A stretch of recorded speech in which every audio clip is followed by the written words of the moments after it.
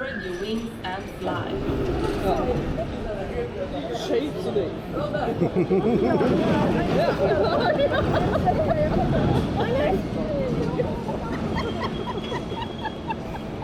Das hat ein Kollege von mir wirklich mal gesagt hier.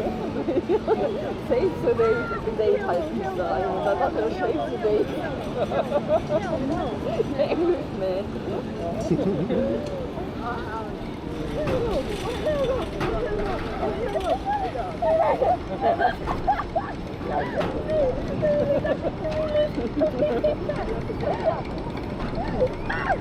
Okay, alle gegen den Hund.